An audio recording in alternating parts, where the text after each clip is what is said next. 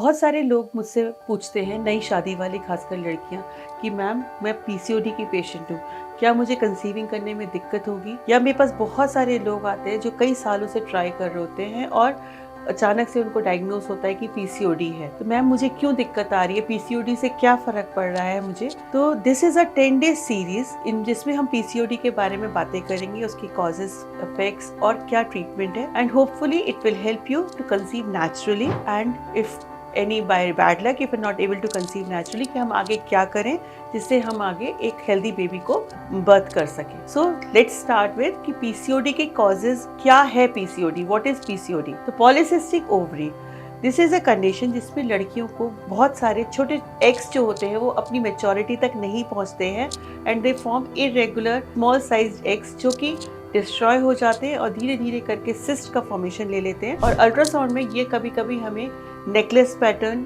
या Perl like appearance की तरह दिखते हैं, जिसमें 20 से 22 cyst aligned with the ovary, ये दोनों ओवरीज में दिखती है। तो it is a polycystic ovary, that is बहुत सारे सिस्ट है। तो इसकी वजह से हमें क्या तकलीफ होती है या बॉडी के अंदर क्या चेंजेस आते हैं? सबसे इंपॉर्टेंट होता है, it is characterised by excessive androgen. Androgen is a male hormone, so this affects our body.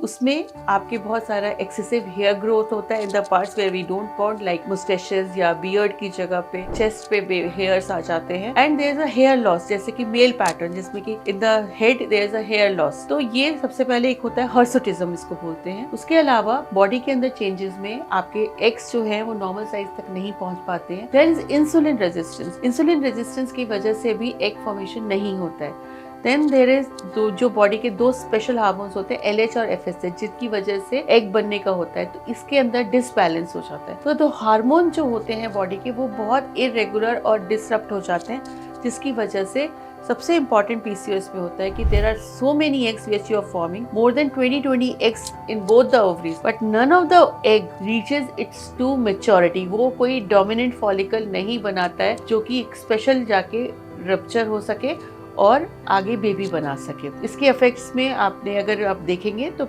There is a menstrual disturbances. Patients कई बार बोलते हैं कि मैम उनको 2-2, 3-3 महीने तक पीरियड्स नहीं आता है, या बिना मेडिसिन के पीरियड ही नहीं आती है, या फिर पीरियड्स आते हैं तो वो लॉन्ग चलते रहते हैं। All this is because of hormone deficiency. Then there is an excessive weight gain. Patients होते हैं वो बहुत वेट गेन करते हैं, जिसकी वजह से it's becomes a vicious cycle की excessive weight gain increases the PCOS severity, and जब पीसीओएस सिवियरिटी होती है तो फिर वेट गेन और एक्सेस होता है। It becomes a vicious cycle, so it becomes very difficult to break this cycle, जिसमें कि वेट लॉस करना बहुत मुश्किल हो जाता है। Then hirsutism is a very common problem, जिसमें कि मेल पैटर्न बैल्डनेस और बाकी जगह पे हेयर ग्रोथ होती है, which is a cosmetically very difficult problem for young girls also. ये हार्मोन डिस्टर्बेंसेस होते हैं पॉलीसिस्टिक ओवरी में, जिसकी वजह से इरेगुलर मेंस्ट्रुएशन और एग फॉर्मेशन में डिफिकल्टी होती है। अब अगली एपिसोड में हम लोग डिस्कस करेंगे कि किस तरीके से हम इसको ब्रेक कर सकते हैं, by natural means, by exercise, by diet